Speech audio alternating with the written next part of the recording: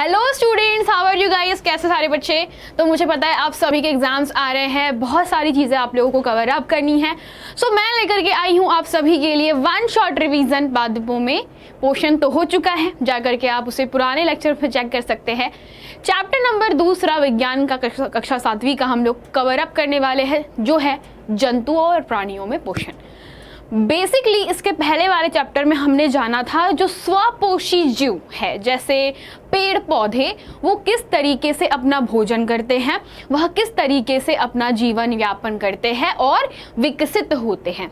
तो हम लोगों ने पिछले अध्याय में पढ़ लिया था।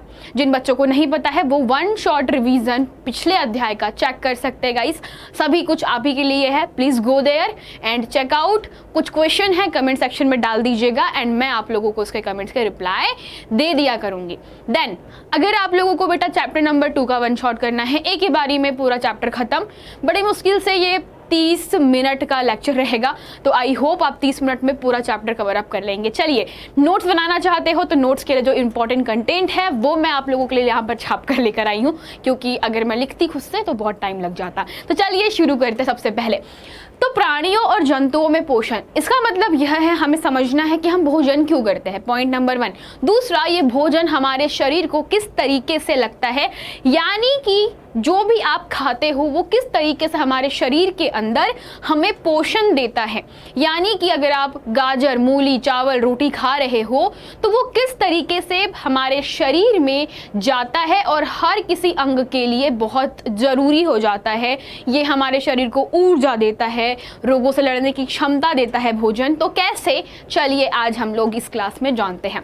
पॉइंट नंबर 1 मैं आपको बता देती हूँ कि इसमें हम लोग क्या करने वाले हैं। हम लोग कवर अप करने वाले हैं भोजन और उसके घटकों के बारे में। बेसिकली आप सभी जानते हैं कि भोजन हम करते हैं क्योंकि उसमें बहुत सारे पोषक तत्व पाए जाते हैं, जैसे कार्बोहाइड्रेट, प्रोटीन, वसा, विटामिन, है ना।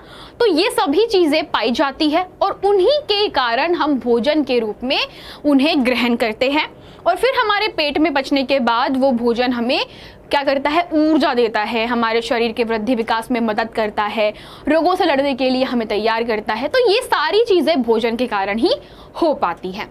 फिर हमको समझना है प्राणियों में पोषण और पाचन क्या होता है। 3rd नंबर पर समझना है भोजन अंतर्ग्रहण की विधियाँ क्या होती है। ये थोड़ा सा इंपॉर्टेंट है क्योंकि हर जानवर के लिए अंतर्ग्रहण अलग अलग होता है। अब ये अंतर्ग्रहण मतलब कि ग्रहण करना, शरीर में लेना, यानी कि आप कैसे भोजन को अपने शरीर में लेते हो। तीसरा हो गया। चौथा, मानव पाचन तंत्र, इसका चित्र बहुत ज़रूरी है, पेपर में पूछा जाता है और इनकी कार्यविधि भी आपको पता होनी चाहिए कि मानव पाचन तंत्र कैसे काम करता है। फिर घास खाने वाले जानवर और अमीबा में पाचन कैसे होता है। चलिए शुरू करते सबसे पहले कि भाई मानव का भोजन और भोजन के घटक। तो हम लोग जो ज़माने भर का खाना खाते हैं, बेसिकली खाना खाते ही इसीलिए है ताकि हमें उसमें रहने वाले जितने भी पोषक तत्व है वो मिल सके, क्योंकि हमारे शरीर को बेटा वृद्धि करना है ना। अगर आप छोटे बच्चे हो तो आपको पता है आप लोग जमाने भर के अलग अलग प्रकार के खाद्य पदार्थ, भोज्य पदार्थ खाते रहते हो। क्यों? ताकि आपके शरीर की वृद्धि हो सके, शारीरिक विकास हो सके। आप लोगों ने सुना होगा कुछ कुपोषित लोगों के बारे में। तो कुपोषित का मतलब होता है जो खाना नहीं खा पाते, जिनको शरीर को खाना नहीं लगता, वो जनरली कुपोषित होते हैं। तो उनके शरीर में आपने देखना हड्डियाँ वड्डियाँ नहीं होती, मतलब हड्डियाँ दिखाई पड़ती है, मांस नहीं होता शरीर में और वो बहुत अजीब से दिखते हैं। ठीक है, फिर बात करते हैं शरीर की मरम्मत। यानी अगर आपको कभी चोट लग जाती है, आपके बाल झड़ने लगते हैं, तो आपने नोटिस किया कि वो ऑटोमेटिकली ग्रो करते हैं, है ना। अगर बाल आपके झड़ने लगते हैं तो उसी जगह से बाल वापस से निकल आते हैं। अगर आपके शरीर में कहीं चोट लग जाए, खून निकल रहा है, तो कभी नोटिस किया है कि वो खून थोड़ी देर बाद निकलना बंद हो जाता है, उस पर थक्का जम जाता है और धीरे धीरे धीरे धीरे धीरे वो घाव ठीक होकर के नॉर्मल त्वचा में बदल जाता है। तो इसे कहा जाता है शरीर की मरम्मत। वैसे ही जब आपकी हड्डियां टूटती है तो हड्डियां टूटने के बाद शरीर की हड्डियां ऑटोमेटिक जुड़ जाती है। कैसे? क्योंकि हम जो भोजन खा रहे होते हैं उसमें ये गुण है, क्षमता है कि हमारे शरीर की मरम्मत कर सकता है। रोग प्रतिरोधक क्षमता, जब आपको सर्दी खांसी हो जाती है, आप बीमार पड़ जाते हो, तो कई बार बीमार पड़ने के बाद हम बिना मेडिसिन के भी ठीक हो जाते हैं ना, हम बिना दवाइयों के सही सलामत सही रहते हैं। क्यों? क्योंकि हमारे शरीर में जो आ रहा भोजन होता है वह क्या करता है, हमारे शरीर की रोग प्रतिरोधक क्षमता को बढ़ा देता है, जो कि बाहर से आए हुए कोई भी जीवाणु को नष्ट करने में मदद करता है। तो इसीलिए कहते हैं रोग प्रतिरोधक क्षमता को बढ़ा देता है। एंड सबसे इंपॉर्टेंट चीज, आप सभी को काम करने के लिए जो ऊर्जा चाहिए, जो एनर्जी चाहिए, वो कहां से मिलती है? भोजन से। इसीलिए हमें भोजन का बहुत बहुत नीड होता है, जरूरत होता है। तो भाई भोजन के घटक कौन से होते हैं? भाई सिंपल सा, कार्बोहाइड्रेट, जैसे आप अनाज खाते हो, रोटी, चावल, गेहूं इत्यादि से हमें कार्बोहाइड्रेट मिलता है, ये हमें ऊर्जा प्रदान करता है। प्रोटीन, प्रोटीन बेसिकली आपके शरीर के वृद्धि विकास में बहुत मदद करता है। आपको बता दूं, प्रोटीन से ही शरीर का निर्माण होता है। यानी कि अगर आपके शरीर में मसल्स है, आपके शरीर में बेटा प्रॉपर, आपने नोटिस किया होगा जो जिम जाते हैं लोग, है ना, जिम जाने वाले लोग प्रोटीन पाउडर बहुत खाते हैं। रीजन, क्योंकि प्रोटीन पाउडर शरीर में प्रोटीन बढ़ाता है। प्रोटीन से मसल्स बनती है। मसल्स यानी कि जो आप लोगों ने देखी होंगी ना, इस तरीके से मसल्स होती है, यहाँ से बिल्कुल 6 एब्स निकले होते हैं। तो ये क्यों पॉसिबल है? क्योंकि प्रोटीन आपके शरीर को प्रॉपर मेंटेन करके रखता है, प्रोटीन से मसल्स बनती हैं। फिर वसा, वसा भी ऊर्जा देती है। अगर आप कोई वसा खाते हो, जैसे कि आप चीज़ खा रहे हो, आप चॉकलेट खा रहे हो, आप मीठा खा रहे हो, तो इनमें क्या होता है? वसा होती है। आप तेलीय कुछ खाना खाते हो तो इनमें क्या होता है? वसा होती है। और वसा बेसिकली आप लोगों को मोटा करती है। और ये जो मोटापा है वो इसीलिए आता है क्योंकि वसा पचता नहीं है। और जब वसा बेटा इजीली नहीं पचता है तो हमारा शरीर उसको क्या करता है? स्टोर करके रखता है पैकेट्स में। और जब हमें भूख लगती है, जब हम लोग कुछ नहीं खा पाते, तब वहीं से ये जो जमा हुआ जो फैट होता है उससे इकट्ठा करके हमारा शरीर ऊर्जा लेता है। देन विटामिन्स रोगों से लड़ने के लिए हमें मजबूत करता है। जल आपके शरीर से सारी गंदगी को बाहर निकालने के काम आता है। और खनिज लवण आपके शरीर के हर एक काम में बहुत मदद करते हैं।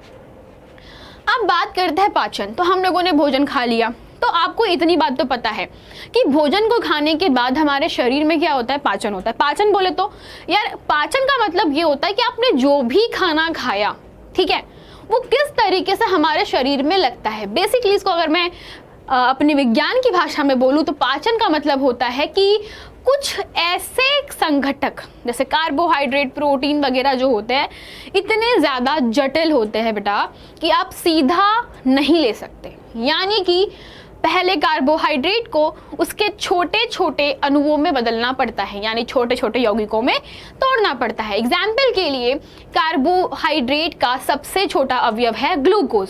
सबसे आसान है, सबसे सरल यौगिक है, जिसको अपना शरीर आसानी से पचा करके हमें उसका काम करवाता है। यानी कि जैसे कार्बोहाइड्रेट, तो आपको क्या लगता है, जैसे हम लोगों ने देखा अभी यहाँ पर कि जो कार्बोहाइड्रेट है उससे हमें क्या मिलती है? ऊर्जा मिलती है ना। हम सभी लोगों ने ये जाना कि कार्बोहाइड्रेट से ऊर्जा मिलती है, लेकिन बेटा ये आपको ऊर्जा डायरेक्ट नहीं मिलती। आपका शरीर सीधा कार्बोहाइड्रेट को नहीं क्या कर सकता? एब्जॉर्ब कर सकता। तो आपका शरीर क्या करता है? पहले कार्बोहाइड्रेट को ग्लूकोज में बदलेगा। और ग्लूकोज ये ऐसा रूप है बेटा, ग्लूकोज जो आपके शरीर में आसानी से क्या होता है? अवशोषित होता है। शरीर में बड़े आसानी से अवशोषित होता है, ठीक है। और इसीलिए पहले भोजन का पाचन होता है। तो बेसिकली बच्चा आपके बड़े बड़े, इनको क्या बोलते हैं हम लोग? जो कार्बोहाइड्रेट जैसे अणु हैं, इनको हम लोग जटिल अणु बोलते हैं, ठीक है। इन्हें हम लोग क्या बोलते हैं? जटिल अणु। तो ये जो जटिल यौगिक है, इनका धीरे धीरे क्या होता है बेटा? धीरे धीरे अपने सरल अवयवों जैसे कि कार्बोहाइड्रेट ग्लूकोज में बदला है ना। तो ये क्या है? कार्बोहाइड्रेट जटिल यौगिक है ना, जटिल अवयव है। इसको क्या बोलते हैं हम लोग? अवयव। तो भाई जटिल अवयव है, तो इसको क्या करना है? हमको पहले सरलतम रूप में बदलना है, और वो कौन सा है? ग्लूकोज। तो भाई इसको बदलने की जो प्रोसेस होती है, यही पाचन कहलाती है। तो बेसिकली पाचन में हमारे शरीर में जो भी हम भोजन खाते हैं, गेहूं, चावल, रोटी इत्यादि, वो हमारे शरीर को डायरेक्ट नहीं लगता, पहले उनका पचना ज़रूरी है। पचने पर यह बिल्कुल आसान से अवयवों में, यौगिकों में बदलता है और वे आसान से सरल से यौगिक शरीर में, पेट में बड़े आसानी से आंतों में पच जाते हैं। तभी आप लोगों ने नोटिस किया होगा ग्लूकोन डी का डब्बा या ग्लूकोज वगैरह हम लोग जैसे ही पानी में घोल के पी जाते हैं तो बड़े इंस्टेंट एनर्जी मिलती है।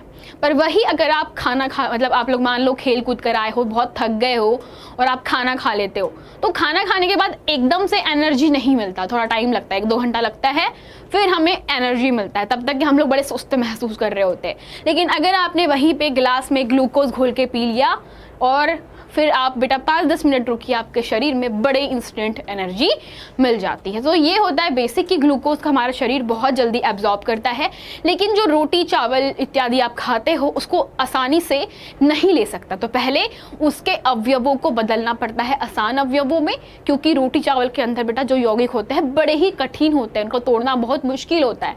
तो पहले हमारा पेट उनको क्या करता है, सरल यौगिकों में बांटता है, तोड़ता है और फिर हमारी आंतें उनको एब्जॉर्ब करती है, अवशोषित करती है। चलिए आगे समझते हैं। सो बेसिकली कार्बोहाइड्रेट जैसे कुछ जटिल संघटक पदार्थ है और अनेक जंतु इन जटिल पदार्थों का उपयोग सीधे नहीं कर पाते, अतः पहले उन्हें सरल पदार्थों में बदलना पड़ता है।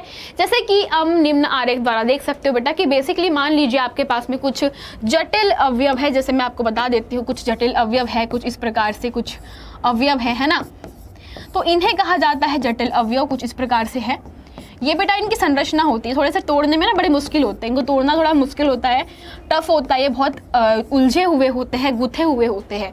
तो जब बेटा इनका क्या होता है, चेंजेस होता है, तो कुछ इस प्रकार से क्या होता है, सरल अवयवों में टूट जाते हैं, कुछ इस प्रकार से। ठीक है, तो इस प्रकार से ये जो अवयव है जटिल वाले बेटा, ये सरल अवयवों में टूट जाते हैं, सरल पदार्थों में टूट जाते हैं, सरल यौगिकों में बदल जाते हैं और फिर बेटा आपका जो पेट होता है वो इनको बड़े आसानी से पचा सकता है ना, ये आपके पेट में बड़े आसानी से पचते हैं। ठीक है, तो यहाँ पर बोला जाता है पेट में पाचन के दौरान। और ये किस में होता है बेटा, ये होता है भोजन में। ठीक है, ये किस में, ये पेट में पाचन के दौरान, और यहाँ पर ये है बेटा भोजन में। ठीक है, तो भोजन में यौगिक कुछ इस प्रकार से बड़ा जटिल सा होता है, लेकिन सरल पदार्थों में टूटने के बाद में पेट में यानी कि हमारे आमाशय आंतों में जो है बेटा भोजन कुछ छोटे प्यारे से सरल यौगिकों में टूट जाता है। चलिए अब थोड़ा सा आगे बढ़ते हैं। अब बात करते हैं खाद्य अंतर्ग्रहण की विधियां। खाद्य अंतर्ग्रहण का मतलब होता है हमारे शरीर में आप भोजन को किस प्रकार से ग्रहण करते हो, यानी कि भोजन को शरीर में ग्रहण करना। ठीक है,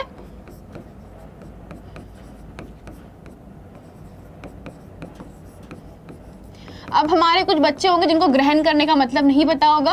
ग्रहण करना मतलब क्या होता है, कोई अगर आपको कोई चीज़ देता है तो आप ले लेते हो, है ना। अगर आपके दोस्त ने आपको टॉफ़ी दी तो आप बोलोगे कि मैंने टॉफ़ी ग्रहण की, यानी वो मैंने अपने पास ले ली।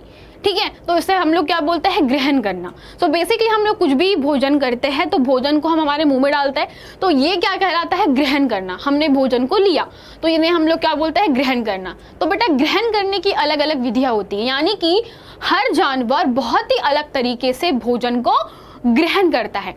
चलो एक उदाहरण लेती हूँ। आप सबने देखा होगा या सुना होगा कि सांप भोजन को, जो भी उनका शिकार होता है, उसको सीधा निगल लेते हैं। सुना है क्या कि सांप पूरा जो खाना होता है उनका वो सीधा निगल लेते हैं, वो चबाते वबाते कुछ नहीं करते हैं। सुना है क्या, सुना होगा यार। तो सांप क्या करता है, भोजन को सीधा निगल जाता है। ठीक है, मधुमक्खी क्या करती है, मधुमक्खी फूलों से रस चूसती है, वो चबाती है क्या, नहीं, वो क्या करती है, चूसती है। तो हर कोई जानवर अलग अलग तरीके से भोजन को शरीर में लेता है। इसे हम क्या बोलते हैं, इसे कहा जाता है खाद्य अंतर्ग्रहण। तो बेटा इसकी बहुत सारी विधियां हो सकती है, जैसे कि चबाना, निगलना, चूसना, काटना, छिलना। ठीक है, तो अलग अलग जानवर अलग अलग तरीके से भोजन को ग्रहण करते। तो बेटा चबाना, चबाते तो हम मनुष्य हैं, हम सभी खाने को चबा कर खाते हैं, तो हम मनुष्य चबाते हैं। निगलता कौन है, निगलता है सांप। सांप और जो अन्य घास खाने वाले जानवर होते हैं वो अपने भोजन को पहले निगलते हैं। फिर चूसना, चूसना जैसे कि मधुमक्खी क्या करती है, चीज़ों को चूसती है। फिर काटना, जैसे चींटी वगैरह जो होती है वो काटने के माध्यम से भोजन को ग्रहण करती है। फिर छीलना, जैसे कि गिलहरी है ना, तो गिलहरी क्या करती है, अपने पहले जो भी भोजन होता है उसको छील छील के खाती है।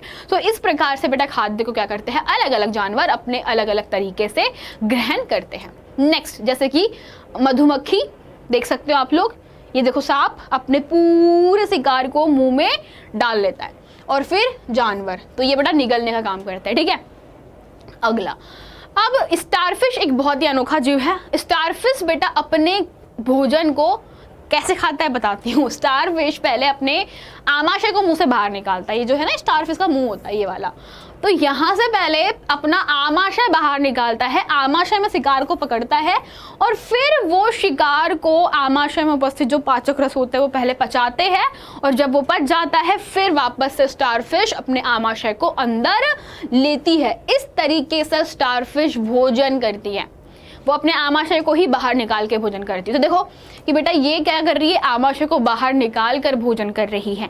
तो सोच लीजिए कि हर किसी जानवर के द्वारा भोजन अंतर्ग्रहण अलग अलग होता है। अब बात करते हैं मानव द्वारा भोजन का पाचन। तो यार मानव कैसे करता है, यानी कि हम मनुष्य, मानव बोले तो अपन मनुष्य, अपन लोग की बात कर रहे हैं अपन। यहाँ किसकी बात कर रहे हैं अपन, खुद की बात कर रहे हैं। तो भाई कैसे करते हैं, सबको पता होगा हमारे शरीर में एक पाचन तंत्र होता है। अरे सुना ही होगा, पेट के बारे में सबने सुना है। पेट बोले तो बेटा ये पूरा पेट होता है हमारा, और इस पेट में अलग अलग चीजें होती है, जैसे आमाशय, छोटी आंत, बड़ी आंत इत्यादि, है ना। तो अपन देखेंगे इनको एक एक करके। तो हमारे शरीर में जो भोजन को ग्रहण करते हैं उनकी अलग अलग स्टेप्स होती हैं। यानी कि आप देख सकते हो बेटा, यहाँ पे जो आप डायग्राम देख रहे हो ना ये वाला, तो ये आपका शरीर है, ये आपके मुंह से शुरू होता है और बेटा यहाँ पर जहाँ पर बाहर निकलता है ना खाना सुबह सुबह, वहां तक के पूरा पाचन तंत्र उपस्थित होता है। आपके शरीर के पाचन तंत्र के अलग अलग अंग अलग अलग काम करते हैं। मुंह का काम अलग होता है, आपकी जो ये नलिका आप लोग देख रहे हो इसका काम अलग होता है, ये जो आप देख रहे हो आमाशय इसका काम अलग होता है। फिर ये जो लीवर है बेटा, लीवर बोलता है इसको, यकृत बोलते हैं, इसका वर्क अलग होता है।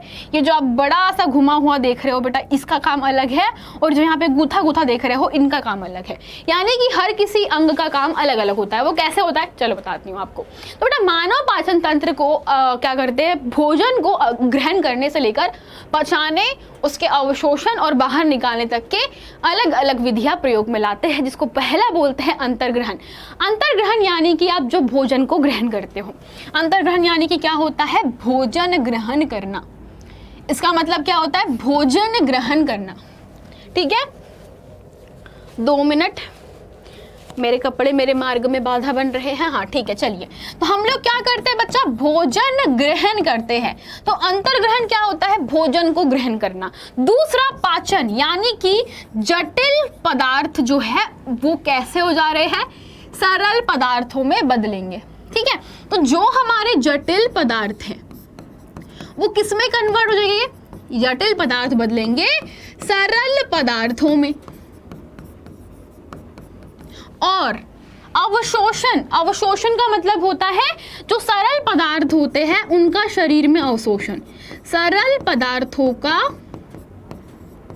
अवशोषण, यानी कि अवशोषण मतलब कि हमारे शरीर में लेना, हमारे शरीर में उनको अवशोषित कर लेना। ये खून में मिलता है।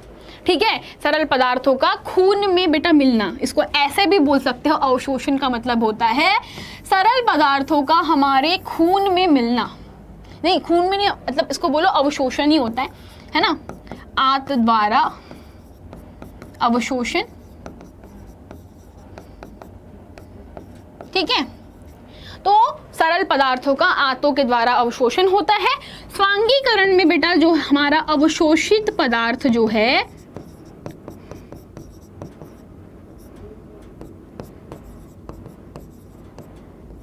खून में मिलना।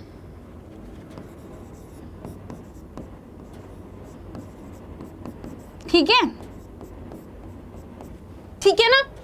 तो स्वांगीकरण में क्या होता है, पहले अवशोषण होता है, अवशोषण होने के बाद खून में क्या हो जाएगा, वो मिक्स हो जाता है, मिल जाता है। और फिर होता है निष्कासन, जो कि आप सुबह सुबह करते हो, यानी कि अपशिष्टों को शरीर से बाहर निकालना। अब उसमें क्या होता है बेटा कि बहुत सारा पदार्थ जो है उसको हमारा जो शरीर है अवशोषित नहीं करता, तो वो अपशिष्ट पदार्थ बन जाता है और वो अपशिष्ट पदार्थों को निकाल दिया जाता है। ठीक है, अपशिष्ट पदार्थों को निकालना। तो ये शॉर्ट में मैंने आपको बताया है कि ये 5 स्टेप है हमारे शरीर में जो भोजन के पाचन में ज़रूरी होती है। सबसे पहली भोजन को लेना, दूसरे नंबर पर होता है बेटा भोजन को पचना। पचना मतलब कि जटिल पदार्थ, कार्बोहाइड्रेट, प्रोटीन, वसा इत्यादि का उनके सरल अवयवों में बदलना। जैसे कि कार्बोहाइड्रेट का सरल अवयव ग्लूकोज, आपके जो प्रोटीन है उसका सरल अवयव होता है अमीनो अम्ल, और वसा का होता है वसीय अम्ल। तो बेटा आपका शरीर किसको अवशोषित कर सकता है? ग्लूकोज को, वसीय अम्ल को, अमीनो अम्ल को, इनको आपका शरीर अवशोषित कर सकता है, लेकिन कार्बोहाइड्रेट को नहीं करता, प्रोटीन को नहीं करता और वसा को भी आपका शरीर एब्जॉर्ब नहीं कर पाता। सो बेसिकली पहले इनको तोड़ना ज़रूरी है। जब ये टूट जाते हैं तो वो क्या करता है? अवशोषित कर लेता है। तो चलिए बात करते हैं आपके पाचन तंत्र की। तो मानव पाचन तंत्र का डायग्राम बेटा, इसका चित्र बनाना बहुत ज़रूरी है। चित्र बनाना आपको ज़रूरी है और यह बेटा प्रश्न पूछा जाता है तो आप खुद से ट्राई करोगे। जिनको बनाने नहीं आता बेटा उनको बता दूँ कुछ इस तरीके से बनाना। ठीक है, पहले एक छोटा सा वाई शेप का बना लीजिएगा, ऐसे यू बनाना है, फिर वाई शेप का बनाना है। इस तरीके से लंबा लंबा आपको नलिका बनानी है। जब ये नलिका बन जाए तो आपको इस तरीके से आमाशय को बनाना है। तो जब ये आमाशय आपका रेडी हो जाए तो इसको बड़ी आंत से कनेक्ट कर दीजिए। तो ये आपकी बड़ी आंत हो गई। ठीक है, तो ये आपकी क्या हो गई बच्चा? ये आपकी बड़ी आंत हो गई। ठीक है, चलिए तो ये क्या हो गई आपकी? ये आपकी बड़ी आंत हो गई। और फिर इसके अंदर बेटा आपकी छोटी आंत होती है जो कुछ इस प्रकार से गूंथी हुई होती है। आप लोग देख सकते हो कि आपकी छोटी आंत आपके पेट में कुछ इस प्रकार से होती है। तो ये बच्चा आप लोगों का क्या है? ये सभी आपका मानव पाचन तंत्र है।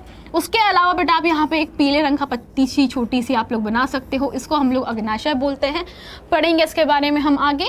और एक छोटा सा आप लोगों को लीवर बनाना है, छोटा सा थैला बनाना है। तो ये बेटा आप लोगों का लीवर बन जाएगा। ठीक है, इस तरीके से बस इतना बनाना सीखना है आप लोगों को। ठीक है, तो हर किसी बच्चे को बेटा इतना मानव पाचन तंत्र आना ही चाहिए। ठीक है, चलो तो अब ये बना लोगे ना, बहुत बढ़िया। चलो जी चलो, अब बच्चों थोड़ा सा आगे बढ़ते हैं हम, और आगे बढ़ने के बाद मैं आपको बताती हूँ हमारे मुख्य अंग कौन से है। पहला है बेटा मुख गुहा, जो कि ये रही हमारी, ये है हमारी मुख गुहा, यानी कि हम यहाँ से भोजन को ग्रहण करते हैं। लाला ग्रंथि, लाला ग्रंथि का मतलब होता है लार ग्रंथियाँ। आपने देखा होगा मुंह में लार टपकती है, वो लार ग्रंथियाँ जो येलो येलो देख रहे हो बेटा, ये लार ग्रंथि है। फिर आगे बढ़ते हैं ग्रसिका। ग्रसिका बेटा ये एक प्रकार की पाइपलाइन होती है जो क्या करती है? भोजन को निगलती है और आमाशय तक पहुंचाती है। तो काम होता है इसका भोजन को यहां से लेकर के यहां तक पहुंचाना। फिर हमारे पास में आता है यकृत, जो लाल रंग का आप देख रहे हो। इसमें होते हैं बेटा कुछ पाचक रस। इसमें क्या होता है? पाचक रस होता है जो कि पहले पित्ताशय में भराता है और इसको फिर बेटा ये पित्ताशय है। ठीक है, तो आप लोग देख रहे हो ये ग्रीन कलर का ये पित्ताशय है, ये गुलाबी रंग का आप लोग देख रहे हो थैला, थैला जो है वो आमाशय है, इसमें भोजन स्टोर होता है। फिर आप लोग पित्ताशय देख रहे हो छोटा सा ग्रीन कलर का, तो जो हरा हरा आप लोगों को दिख रहा है ये क्या है? पित्ताशय। और पित्ताशय में बेटा यकृत से निकलने वाले पाचक रस जाते हैं। याद रखिएगा पित्ताशय का बेटा कोई पाचक रस नहीं होता, यकृत के पाचक रस जो है, यहाँ पे जो भी पाचक रस होता है वो पित्ताशयी ग्रंथि में स्टोर होता है यहाँ पर, और फिर आपके भोजन में मिक्स होता है। देन आपके पास में है अग्नाशय। सब लोग देख सकते हैं बेटा ये रहा अग्नाशय। ठीक है, अग्नाशय से अग्नाशयी रस निकलता है। फिर आप लोग क्षुद्रांत देख रहे हो, इसको बोलते हैं छोटी आंत अपनी साधारण भाषा में। संस्कृत जैसे शब्द होते हैं बेटा वैज्ञानिक, उनको हम लोग बोलते हैं क्षुद्रांत। और फिर आती है बृहद्रांत यानी कि बड़ी आंत। फिर आपके पास में आप लोग देख रहे हो छोटू सा मलाशय। तो भाई यहाँ से क्या होता है? मल बाहर निकलता है, यानी कि आपको सुबह सुबह पॉटी आती है ना, बस ये है आपका मानव पाचन तंत्र। That's it. अब काम कैसे करता है चलो समझते हैं। सबसे पहले बात करते हैं आपके मुंह की। तो आपके मुंह के कुछ इंपॉर्टेंट पार्ट होते हैं, जैसे कि लार ग्रंथि। आपके बेटा मुख के अंदर हमेशा लार आते रहती है। लार का मेन काम होता है भोजन के कुछ जटिल अवयवों को सरल अवयवों में बदलना। हाँ जी, आपके भोजन का पाचन आपके मुंह से शुरू हो जाता है। आपको पता होना चाहिए आपके भोजन में जो पचने वाला खाना होता है वो बेटा आपका पचना शुरू मुंह से ही हो जाता है। तो आपके मुंह में क्या इंपॉर्टेंट चीजें होती है? जीभ, लार ग्रंथियां और दांत। तो भाई जीभ हमारे शरीर में क्या करती है बेटा? स्वाद का पता लगाती है ना। आपको स्वाद पता होना चाहिए ना कौन सा है, स्वाद का पता लगाना, और भोजन में लार को मिक्स करने का काम करती है। भोजन में लार मिक्स करना। लार मिक्स करना बोले तो आपने देखा होगा जब आप भोजन चबाते रहते हो तो आपकी जीभ इधर उधर होती रहती है। तो क्यों होती है? ताकि भोजन में लार अच्छे से मिल जाए। दांतों का काम होता है बेटा, दांत आपके चबाने के काम आते हैं, है ना। तो दांत चबाने के काम आते हैं और काटने वाटने इत्यादि कामों में आते हैं। लार ग्रंथियां लार निकालती है, ठीक है। सो बेसिकली हमारे भोजन में यह क्या करते हैं बेटा? भोजन को चबाते टाइम दांतों का काम होता है चबाने का। फिर आपके पास में जो जीभ होती है वो क्या करती है? भोजन में लार को मिक्स करती है और स्वाद का पता लगाती है। और आपकी जो लार ग्रंथियां है वह लार को स्त्रावित करती है। अब आपको बता दूं कि आपके बेटा जो भोजन का पाचन है, यानी कार्बोहाइड्रेट, है ना, जैसे आप रोटी वगैरह खाते हो तो आपके बड़े बुजुर्ग बोलते हो खाने को चबा चबा के खाया करो। क्यों बोलते हैं? क्योंकि खाना अगर आप मुंह में ज़्यादा चबाते हो तो आपकी लार के साथ में बहुत सारे एंजाइम्स यानी कि पाचक रस निकलते हैं जो कि भोजन के अंदर मिक्स हो जाते हैं। और जब वो भोजन में मिक्स होते हैं तो बेटा पेट में जाके आसानी से पच जाते हैं। इसीलिए आपके बड़े बुजुर्ग बोलते हैं कि यार खाने को चबा चबा के खाया करो। तो कार्बोहाइड्रेट यहीं पे बेटा क्या होता है? ग्लूकोज में बदलना शुरू हो जाता है। ये क्वेश्चन पूछते हैं कि भोजन का पाचन का आरंभ कहाँ से होता है? सभी को बता दूं, भोजन बेटा हमारे मुंह में जाते से ही पचना शुरू हो जाता है। फिर बात करते हैं दांतों की। तो दांत हमारे शरीर में 4 जोड़ी होते हैं जिसको हम लोग बोलते हैं चवर्णक, अग्रचवर्णक, रदनक और कृंतक। कृंतक जो होता है बेटा सामने के 4 दांत आप लोग देख रहे होंगे, यहाँ पे तीर का निशान। तो ये जो 4 दांत आप लोग देखते हो जो आपके बिल्कुल सम्मुख आ करने पर आपको दिखाई पड़ते हैं ना, ई, तो ये जो सामने दिख रहे हैं ना, उन्हें बोलते हैं कृंतक। बेसिकली ये काटने के काम आते हैं। काटना यानी कि जैसे आप सेब खाते हो तो सेब खाते टाइम आप लोग काटते हो ना उसको, तो वो जो काटने वाला काम होता है ना वो कौन करता है? कृंतक करता है। रदनक ये बेटा चीरने फाड़ने के काम करता है। चीरना फाड़ना, जैसे कि आप लोगों ने देखा होगा यार, हम लोग कई बार हमें चिप्स के पैकेट फाड़ने होते हैं तो हम लोग क्या करते हैं, पता नहीं क्यों हम लोग बाय डिफॉल्ट हम यहाँ से काटते हैं। हम लोग क्या करते हैं? बाय डिफॉल्ट एक सिरा यहाँ पकड़ते हैं और फिर वो खींचते हैं। क्यों? क्योंकि यहाँ पे जो दांत पाए जाते हैं 2 ही होते हैं, ये कुछ इस प्रकार के आकृति के। ये दांत कुछ नुकीले से होते हैं, कुछ इस तरीके से होते हैं। ये दांत जो होता है वो कुछ इस प्रकार से होता है। आप लोग नोटिस करना, ये आपके शरीर में कुछ नुकीला सा दांत होता है। ये जो नुकीला दांत आप लोग देख रहे हो बेटा, ये नुकीला वाला दांत ही क्या कहलाता है? रदनक कहलाता है। और ये चीरने फाड़ने के काम आता है। फिर अग्रचवर्णक चबाने के काम आता है, ठीक है। और यह भी बेटा चबाने के काम आता है। ये दोनों ही चबाने के काम आते हैं, चबाने के काम आते हैं, ठीक है। तो बेसिकली चवर्णक जो है, अब इनकी संख्या हम लोग काउंट करते हैं। आप लोगों ने सुना होगा हमारे मुंह में टोटल 32 दांत पाए जाते हैं। कितने? मनुष्य के शरीर में 32 दांत होते हैं। कैसे? 4 कृंतक नीचे जबड़े में, ये सिर्फ निचला जबड़ा है, ऊपरी जबड़ा भी होता है। अरे जो भी हमारे पास में दांत होता है जितने नीचे होता है उतने ऊपर भी होते हैं ना, तो नीचे 16 होते हैं और ऊपर भी 16 होते हैं। तो 16 32 दांत होते हैं टोटल। तो बेसिकली कृंतक कितने हमारे पास में, गिन लेते बेटा। चलिए, तो हमारे पास में कृंतक कितने हैं बेटा? कृंतक है 4। रदनक कितने हैं? रदनक है 1 2, तो हम लोगों ने 2 देख लिए। अग्रचवर्णक कितने हैं? 1 2 3 4, है ना। तो अग्रचवर्णक हमारे पास में कितने हैं बेटा? 4 है। तो ये फिर 4 प्लस चवर्णक कितने हैं? 1 2 3 4 5 6, तो ये होगा 6। तो कितने हो गए भाई? गिनो, 4 और 4 8 9 10, और ये कितने हो गए? 6 16। तो टोटल कितने हो गए भाई? 16 दांत हो गए। ठीक है।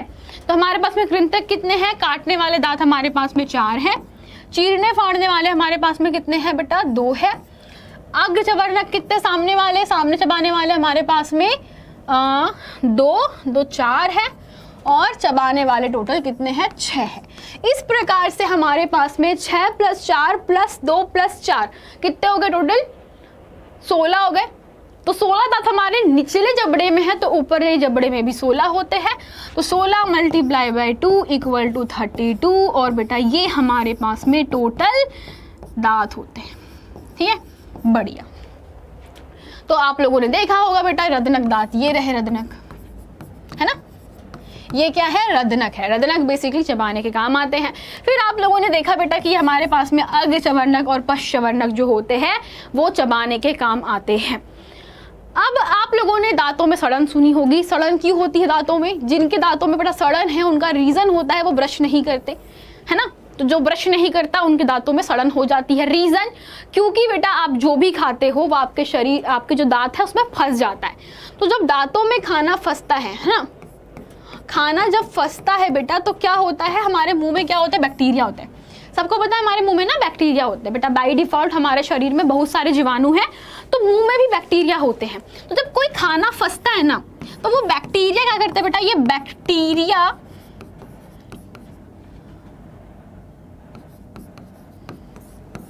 उन्हें सड़ाते हैं, है ना, सड़ा करके अम्ल में परिवर्तित करते हैं। और जो अम्ल होता है बेटा वो क्या करता है, दांतों को डैमेज करता है। सो बेसिकली जब भी आप ब्रश करते हो तो ब्रश करने से वो जो फंसी हुई चीज़ें होती है वो निकल जाती है, इसीलिए आप बच जाते हैं। तो जो ब्रश नहीं करता उनके दांतों में अक्सर सड़न हो जाती है। ठीक है, चलो अब बात करते हैं ग्रसिका। तो बेसिकली ग्रसिका जो होती है वो शरीर में भोजन को निगलने के काम आती है।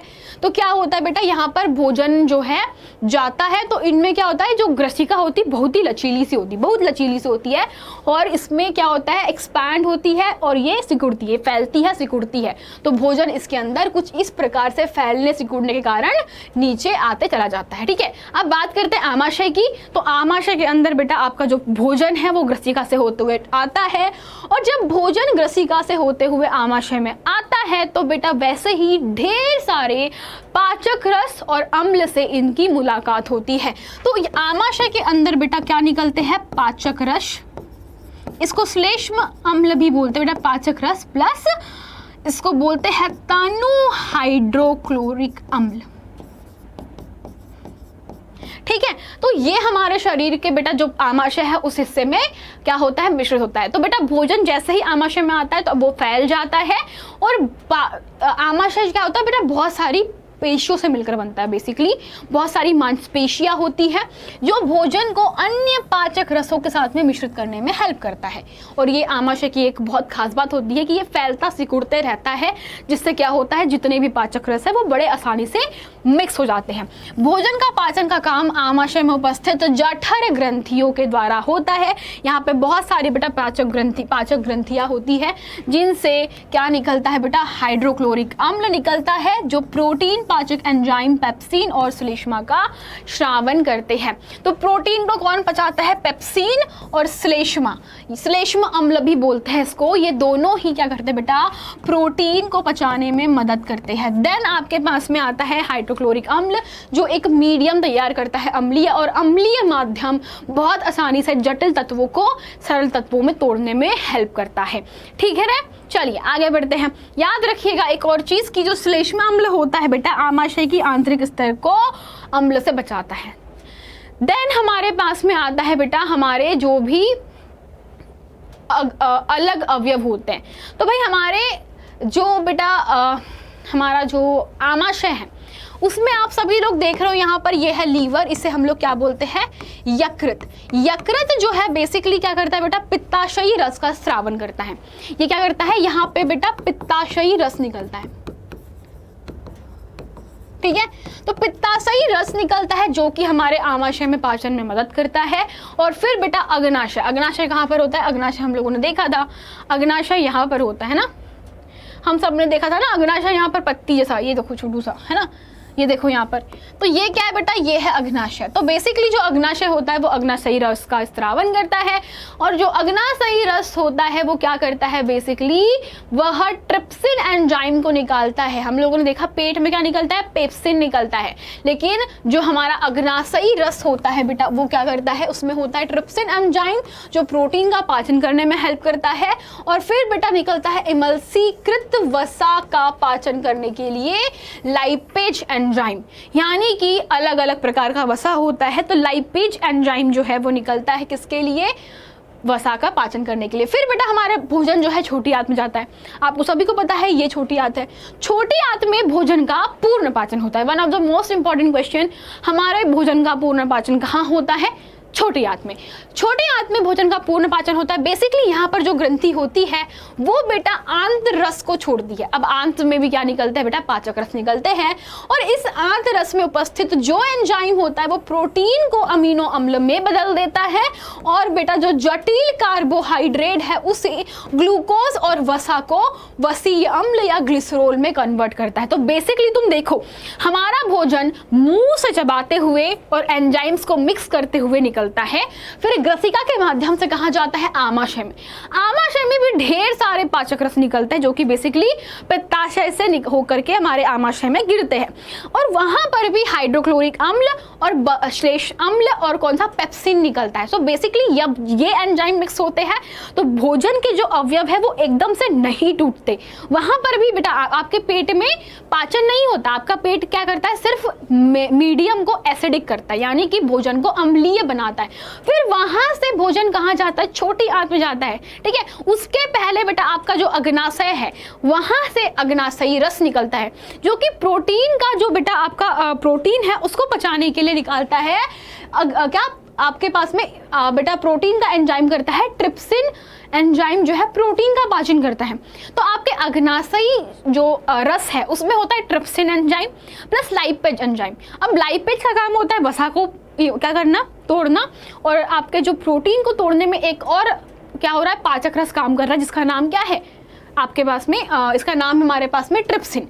अब ट्रिप्सिन, पेप्सिन, ये सभी क्या कर रहे हैं बेटा, प्रोटीन को पचाने में मदद कर रहे हैं। फिर हम लोगों ने देखा कि वसा, तो भाई वसा को कौन कौन कर रहा है, वसा को पचाने के लिए बहुत जरूरी है इमल्सीकृत वसा जो है बेटा, बेसिकली आपके लाइपेज एंजाइम से क्या होता है, टूटता है। फिर हम क्या देखें कि यार भोजन जो है वो आंत में गया, और आंत में जाने के बाद वहां पर आंतरस निकलता है। अब आंतरस के कारण क्या हो जा रहा है, हमारे पास में जो एंजाइम हो रहा है वो बेटा फिर जाके वो कहीं पे प्रोटीन जो है वो टूट रहा है, किसके अंदर, पेप्सी आपके पास में अमीनो अम्ल में, और जो आपका बेटा वसा है वो किस में जा रहा है, ग्लिसरॉल में कन्वर्ट हो रहा है। मतलब देख रहे हो कितनी प्रोसेस हो रही है। आमाशय में भी पाचक रस निकल रहे हैं, पित्ताशय से पाचक रस निकल रहे हैं, आपके अग्नाशय से पाचक रस निकल रहे हैं, तब जाके कहीं पूरा भोजन पचता है छोटी आंत में जाकर। छोटी आंत में भोजन का पूर्ण पाचन होता है। उसके पश्चात बड़ी आंत में बेटा जो आपका जो भोजन होता है वो छोटी आंत से होते हुए निकलता है। तो छोटी आंत में क्या होता है बेटा, जो छोटी आंत होती है वो बिल्कुल पाइप जैसी होती है, और बहुत ही पतली पतली सी ऐसी ना क्या होती है, उसमें संरचना होती है, जिसको हम क्या बोलते हैं, इसे हम लोग बोलते हैं रसांकुर। इसे क्या बोलते हैं हम लोग, इन्हें कहा जाता है रसांकुर, या बेटा इसको हम लोग दीर्घरोम भी बोलते हैं। तो इनका काम क्या होता है बेटा, इनका काम होता है भोजन का, मतलब पचा हुआ भोजन अवशोषित करना, पचा हुआ भोजन को अवशोषित करना।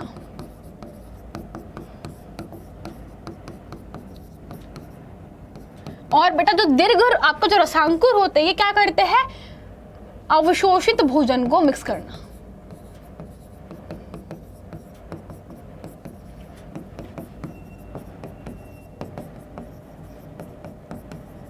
ठीक है, सो बेसिकली आपके पास में जो बेटा भोजन होता है वो छोटी आंत में जाकर क्या होता है, खून में मिलता है। आपका भोजन यहीं पर क्या होता है, खून में मिक्स हो जाता है बच्चा, पर छोटी आंत में खून नहीं होता है। छोटी आंत बिल्कुल एक खाली पाइप जैसी होती है, लेकिन उस पाइप के अंदर बहुत सारी क्या होती है, पतली पतली सी, बहुत पतली पतली सी, छोटी छोटी सी उंगली जैसी संरचना होती है। बहुत सोचो एक पाइप है और पूरा उस पाइप के अंदर पूरे चारों तरफ क्या है, बहुत पतली पतली सी, इस तरीके से तुम लोग देख सकते हो। ये जो तुम देख रहे हो बेटा, ये सीलिया होती है, इसको बोलते हैं तुम लोग रसांकुर। और तुम अगर इसको जूम करके देखो तो ये कुछ इस प्रकार से पाया जाता है, इसे हम लोग क्या बोलते हैं, दीर्घरोम। तो बेसिकली ये दीर्घरोम क्या करते हैं, जो भी यहाँ से भोजन गुजरता है ना, जैसे मान लो कि भोजन यहाँ से होकर के ऐसा गुजर रहा है ना, मान लो यहाँ से भोजन जो है ऐसे गुजर रहा है, तो भोजन जैसे जैसे जाता जाएगा बेटा, तो ये तो इसके संपर्क में आएगा, वैसे वैसे इसको क्या करेगा, अपने अंदर एब्जॉर्ब कर लेगा और खून में मिला देगा। तो ये काम होता है किसका, दीर्घरोम का, ठीक है। और फिर बेटा हमारे खून के अंदर जो छोटी छोटी केश नलिकाएं होती है, जो आंत की या मांसपेशियों में होती है, उसमें जा करके मिक्स हो जाता है और फिर हमारे शरीर को, पूरे शरीर को खून जो है पहुंच जाता है, ठीक है। फिर बात करते हैं बड़ी आंत। तो बड़ी आंत में बेसिकली जितना भी अपशिष्ट होता है वो बाहर निकलता है, तो उसका काम होता है अपचित भोजन को क्या करना, उससे पानी को एब्जॉर्ब करना और बाकी को बाहर निकालना, है ना। ये मेन काम होता है छोटी आंत का, बड़ी आंत का। और लगभग आपको बता दूं बेटा, जो आपकी छोटी आंत की लंबाई है ना, ये बहुत इंपॉर्टेंट चीज बता रही हूँ बेटा, छोटी आंत की लंबाई जो होती है,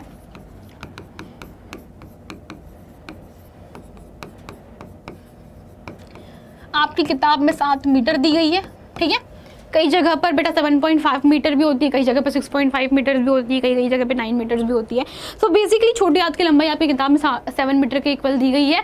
तो ये छोटी आंत होती है बेटा इतनी लंबी हमारे पेट के अंदर, और बड़ी आंत जो होती है वो 1.5 मीटर अप्रॉक्स होती है, ठीक है। चलिए, अब बेटा आपका जो शरीर है उसमें बेटा जो पचा हुआ भोजन है वो ऐसे यहाँ से होते हुए पहले आपकी छोटी आंत से यहाँ जाता है, फिर ऐसे घूमते घूमते घूमते घूमते घूमते घूमते पूरा पानी एब्जॉर्ब होता है। पूरा पानी एब्जॉर्ब होने के बाद पहले यहाँ पे इकट्ठा होता है, और जैसे ही यहाँ पर इकट्ठा हुआ आपको पॉटी आ जाती है और फिर आप बाहर चले जाते हो, है ना। तो बेसिकली आपका इस तरीके से मानव पाचन तंत्र काम करता है। ओके, चलिए अब बढ़ते हैं बेटा, ये रहा मानव पाचन तंत्र। बात करते हैं घास खाने वाले जानवर कैसे पाचन करते हैं। तो बेटा इनका जो सिस्टम है थोड़ा अलग होता है। बेसिकली ये क्या करते हैं बेटा, जो भी घास खाते हैं पहले इनको निगल जाते हैं। ये जो घास खाने वाले जानवर होते हैं पहले घास को क्या करते हैं, पहले सीधा घास को निगल करके इकट्ठा करते हैं, कहाँ पर, अपने एक आमाशय में। इनका आमाशय 4 भागों में बटा होता है। कितने भागों में, इनका आमाशय हमारे आमाशय जैसा बिल्कुल नहीं होता। हमारा पाचन तंत्र और इन जानवरों का पाचन तंत्र अलग होता है। इनका आमाशय बेटा 4 भागों में बटा होता है। क्यों? क्योंकि जो ये घास खाने वाले जानवर होते हैं बेटा, तो घास जो है जानवरों को पचती नहीं। मतलब घास जो है बहुत जटिल कार्बोहाइड्रेट है। ये क्या होता है, एक जटिल कार्बोहाइड्रेट होता है जिसको तोड़ना बहुत मुश्किल है ना। और ये आसानी से नहीं टूटता, इसीलिए हम इंसान घास नहीं खाते। क्यों? क्योंकि घास पचता ही नहीं हमारे पेट में। सो बेसिकली क्या करते हैं, घास को जल्दी जल्दी निकाल करके पहले आमाशय के एक भाग में भंडारित करते हैं और इस भाग को रुमेन बोलते हैं। जैसे कि आप लोग देख रहे होंगे यहाँ पे चित्र में, घास को खाया, ये उनकी आहार नाल है, और जाकर के बेटा ये कहाँ पे जा रही है, रुमेन में स्टोर हो जा रही है। तो जब भी कोई जानवर भोजन खाता है तो वो खाता नहीं है बेटा, क्या करता है, सबसे पहले निगल लेता है। तो भोजन की जो अंतर्ग्रहण होता है वो क्या होता है, इनका निगलना। तो जितनी भी गाय भैंस बकरियां होती है वो भोजन को निगल करके जो बेटा इनकी आहार नाल है वो रुमेन में यहाँ पर क्या करते हैं, भंडारित करते हैं, यानी कि स्टोर करते हैं। और जब ये यहाँ पर भंडारित हो जाता है तो भंडारित होने के बाद में ये जो आपका छोटा सा आमाशय आप लोग देख रहे हो बेटा, चूंकि ये 4 भाग में बटा हुआ है, पहला, दूसरा, तीसरा और ये चौथा। तो आप देख सकते हो एक ही आमाशय के 1, 2, 3, 4 हिस्से हैं। ये जो आप देख रहे हो तो छोटी आंत है, और ये बेटा आपके पास में छोटी आंत है, और ये आपकी बड़ी आंत है। तो बेसिकली इस प्रकार से पूरा इनका आमाशय होता है। अब मैं आपको बताती हूँ कि इनका जो आमाशय है उसमें होता क्या है, कि इसी रुमेन में हम बोलते हैं इसको प्रथम आमाशय। रूमिनेंट में आमाशय 4 भागों में बटा होता है। अब रूमिनेंट बेटा क्या होता है, रूमिनेंट जो होते हैं उन्हें कहा जाता है घास खाने वाले जानवर, है ना। घास खाने वाले जानवरों को रूमिनेंट बोलते हैं, ठीक है। रुमेन में भोजन का आंशिक पाचन होता है, मतलब पहले वो पूरा खाना निगलते हैं और निगलने के बाद जो उनका पेट होता है पहले हल्का फुल्का पचाता है भोजन को। फिर पचा हुआ भोजन क्या होता है बेटा, बाद में पूरा जो बेटा छोटा वाला जो भोजन है फिर वापस आता है इनके मुंह में। और आपने देखा होगा जानवर चबाते रहते, पता नहीं क्या उनका हैबिट होता है, मुंह को चबाते रहते। उनका जब भी तुम खाली पीली देखोगे ना उनको, वो हमेशा तुमको चबाते हुए दिखाई पड़ते हैं, तो उससे हम जुगाल बोलते हैं। तो बेसिकली जुगाल कहा जाता है। बाद में जंतु उसको छोटे छोटे पिंडकों के रूप में पुनः मुख में लाता है, जिससे वो चबाता रहता है, जिस प्रक्रम को हम लोग रोमंत करना यानी कि जुगाली करना कहते हैं। ऐसे जंतु रूमिनेंट अथवा रोमंती कहलाते हैं। घास में बेटा क्या पाया जाता है? सेलुलोज, वही जटिल कार्बोहाइड्रेट।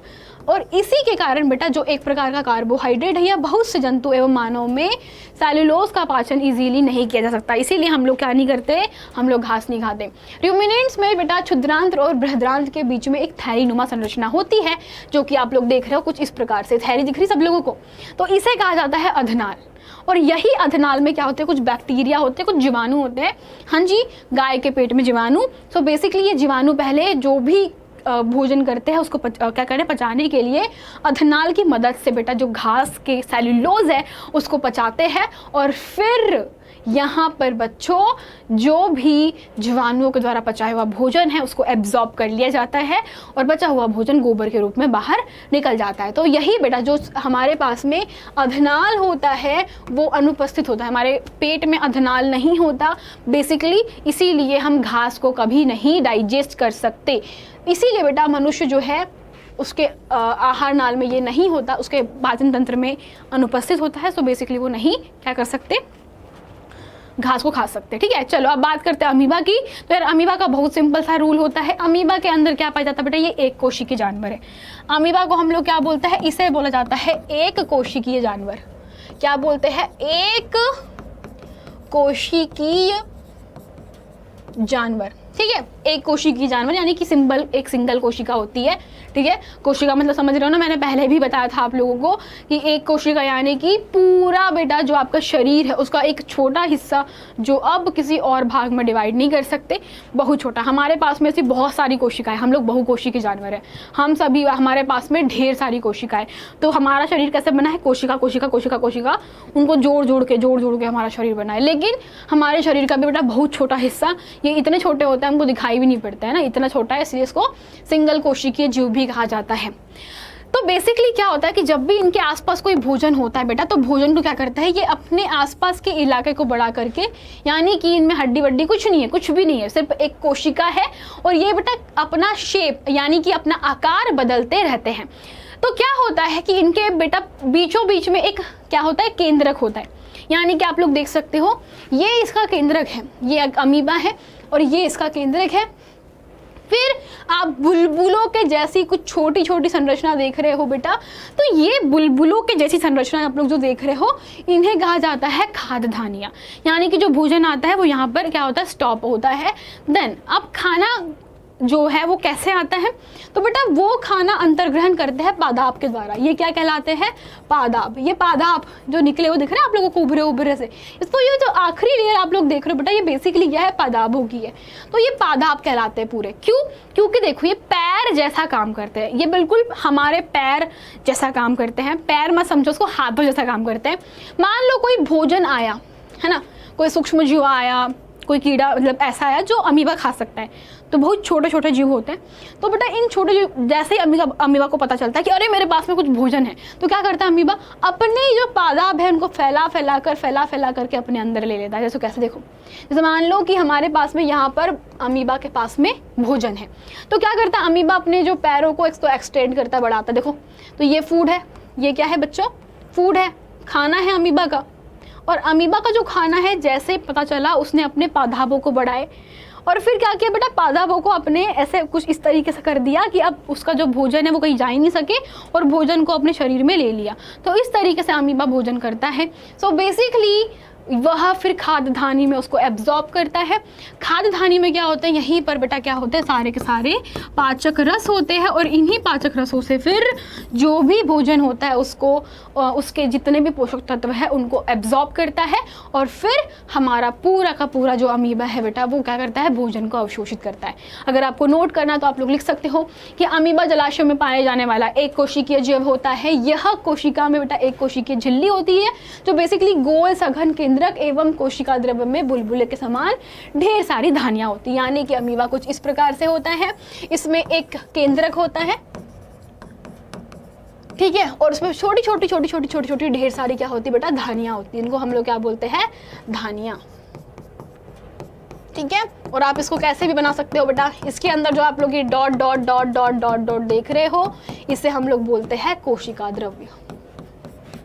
लिक्विड होता है बेसिकली एक, है ना, कोशिका द्रव्य जो होता है वो बेसिकली क्या होता है, लिक्विड होता है, ठीक है। और ये बेटा अपनी ऑब्वियस सी बात है, इसमें कुछ चेंजेस कैसा होता है, बिल्कुल एक झिल्ली जैसा होता है, तो ये अपनी बार बार स्थिति बदलते रहता है।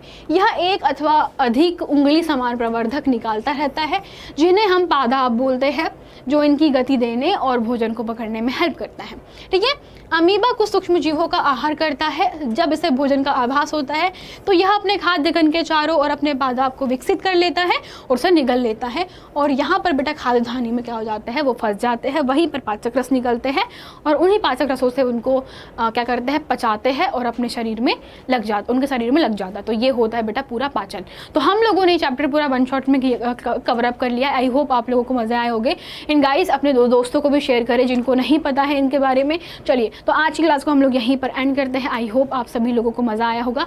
And so guys that's it.